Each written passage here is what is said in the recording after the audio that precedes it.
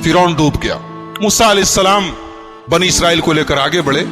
आगे पहुंचे तो अल्लाह ताला ने मूसा अलैहिस्सलाम को कूहे तूर पे बुलाया और कहा कि ऐ मूसा, हम तुम्हें अपनी किताब देंगे, तुम्हें कुछ खास अहकामात देंगे, उसके लिए तुम्हें तूर पहाड़ के ऊपर आना पड़ेगा। और 40 दिन तक मूसा अलैहिस्सलाम तूर पहाड़ पे थे। और आपको एक बात बता दूं मैं कि मूसा वो इकलौते नबी है जिनसे अल्लाह ने डायरेक्ट बात किया है। किसी फरिश्ते का बीच में वास्ता नहीं था, अल्लाह ने डायरेक्ट बात की है मूसा से। जब भी बात की है डायरेक्ट बात की है। तो हजरत मूसा ने कहा कि अल्लाह, मैं आपको देखना चाहता हूं। अल्लाह ने कहा लन तरानी, तो मुझे कभी नहीं देख सकते। बाज उलमा ने कहा है कि अल्लाह ताला को मूसा ने कहा लन तरानी, अल्लाह ने कहा तुम मुझे कभी नहीं देख सकते। इससे पता चला कि अल्लाह को कोई देख नहीं सकता, कभी नहीं देख सकता।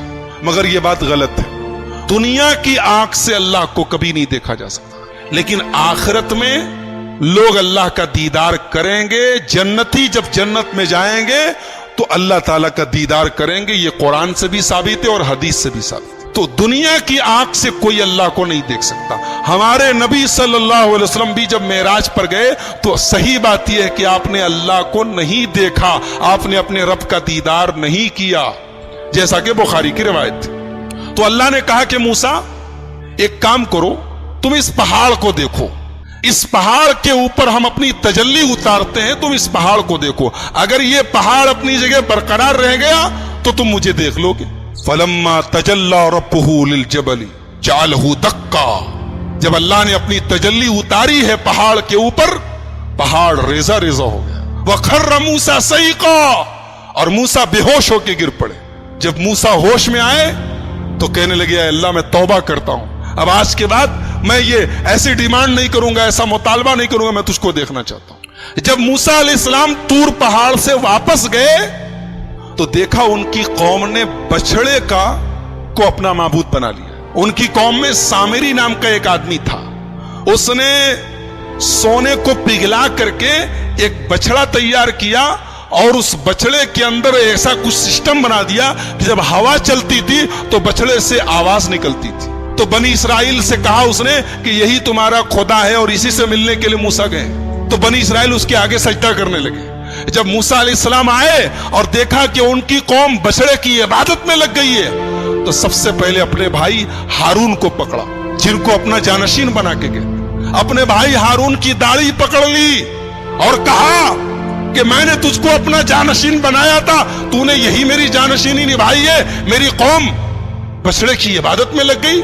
कहा कि मेरे भाई, पहले मेरी बात सुन लो, मेरी दाढ़ी छोड़ दो, मेरा बाल छोड़ दो, पहले मेरी बात तो सुनो। ये सब आपस में झगड़ा कर रहे थे और मैंने समझाने की कोशिश की, लेकिन मैंने देखा कि अगर मैं ज्यादा इंटरफेयर करता हूं तो बात ज्यादा बढ़ जाएगी। मैंने आपके आने का इंतजार किया, मैंने और कुछ नहीं किया। मूसा अलैहिस्सलाम ने बुलाया सामरी को, बोला ये बता तूने ये क्या किया है, ये तूने बछड़े को क्यों बनाया है? तो सामरी जवाब क्या देता है कि मैंने हजरत जिब्रील के घोड़े के नीचे से मिट्टी ले ली और उस मिट्टी को मिला करके मैंने ये सोने का बछड़ा बनाया है ताकि लोग इसकी इबादत करें। हजरत मूसा ने कहा सामरी से, सुन, आज के बाद तुझे अल्लाह ताला की तरफ से यह सजा मिलती है कि आज के बाद तुझे जिंदगी भर जो छुएगा वो बीमार हो जाएगा। तेरी ये सजा है, तूने बछड़े को माबूद बना के मेरी कौम को शिर्क में डाला। अब तुझे यह सजा मिलती है कि तू जिंदगी भर अनटचेबल हो जाएगा, तुझे जो टच करेगा बीमार पड़ जाएगा।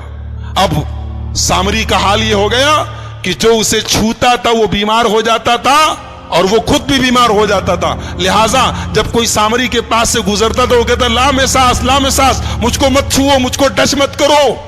और उसके बाद हजरत मूसा ने कहा कि तेरा ये जो सोने का माबूद है ना, देख इसका मैं क्या अंजाम करता हूं। उसको आग में जला के हजरत मूसा अलैहिस्सलाम ने पानी में फेंकवा दिया। कहा कि जिसको तुम लोगों ने अपना माबूद बनाया तो देखो उसका हम ये हाल करने जा रहे हैं।